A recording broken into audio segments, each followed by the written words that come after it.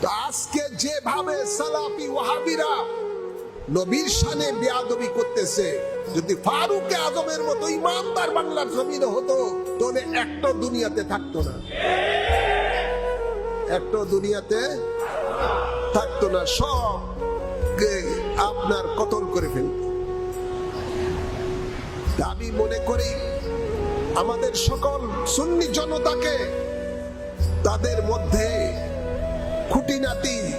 খুঁটিনাটি যেগুলো আছে মতভেদ ভুলে গিয়ে ঐক্যবদ্ধ হয়ে এই সালাফিদেরকে রুখে দাঁড়াতে হবে, সালাফি ওয়াহাবিদেরকে রুখে দাঁড়াতে হবে। এই সরকারের মাধ্যমে কখনো এদের কাছ থেকে বিচার পাওয়া যাবে না। কয়জন বোধে বিচার, এমন বিচার করতে হবে যে না মরে আদামারা করে ফেলতে হবে, যেখানে পাওয়া যাবে হাড্ডি গুন্ডি ভাঙিয়ে দিতে হবে, যাতে করে নবীর শানে বেয়াদবি দ্বিতীয়বার না করে। যে জবান দিয়ে নবীর সাথে বেয়াদবি করে ওই জবান কেটে দিতে হবে। সুন্নি জনতাকে এইভাবেই ইমানে বলিয়ান হয়ে এই সালাফি ওয়াহাবিদের বিরুদ্ধে রুখে দাঁড়াতে হবে। নবী আমাদের ঈমান, নবী আমাদের প্রাণ, নবী যার আল্লাহ তার, নবী ছাড়া কোনো উপায় নাই। তাই রাসূল পাক সাল্লাল্লাহু আলাইহি সাল্লামের ব্যাপারে আলা হযরত বলতেছেন, খালিকে কুল ने आपको मालिके कुल बना दिया, या रसूल अल्लाह ये सारे जहां है आपके कब्जे में।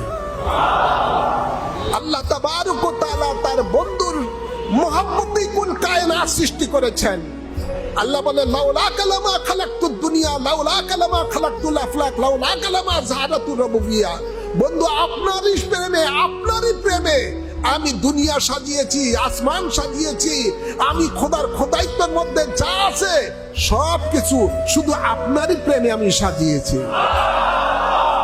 এজন্য যত জায়গার মধ্যে আমি আল্লাহ রব, তত জায়গার মধ্যে আপনাকে আমি রহমত হিসাবে প্রেরণ করেছি।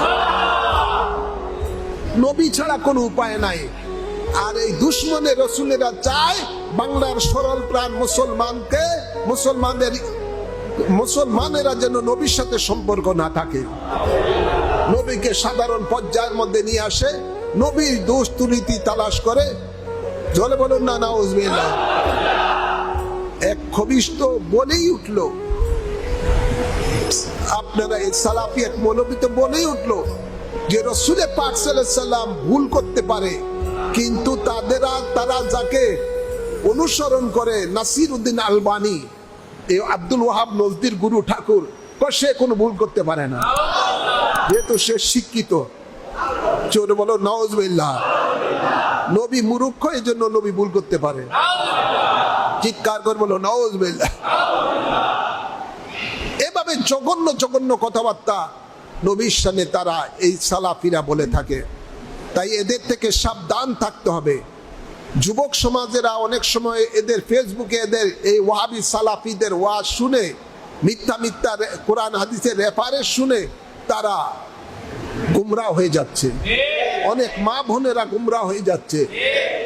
আমি সকলকে বলবো, বিশেষ করে যুবক এবং মা বোনদেরকে বলবো, এই সালাফি ওয়াহাবিদের ওয়াজ শুনবেন না, এদের ওয়াজ শোনা হারাম। ওয়াজ শোনা কি? এদের ওয়াজ শোনা হারাম। যেই ওয়াজে মানুষের ঈমান ধ্বংস হয়ে যায় ওই ওয়াজ শোনা হারাম। আর যেই ওয়াজ দ্বারা মানুষের ঈমান মজবুত হয়, রাসূলের পাকের সাথে প্রেমের বন্ধন শক্তিশালী হয়, ওই ওয়াজ শোনা ফরজ। ওই ওয়াজ শোনা ফরজ।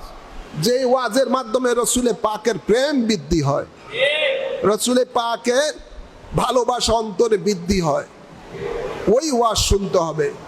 আর এই সালাফি ওয়াহাবিদের ওয়াজ শোনা হারাম।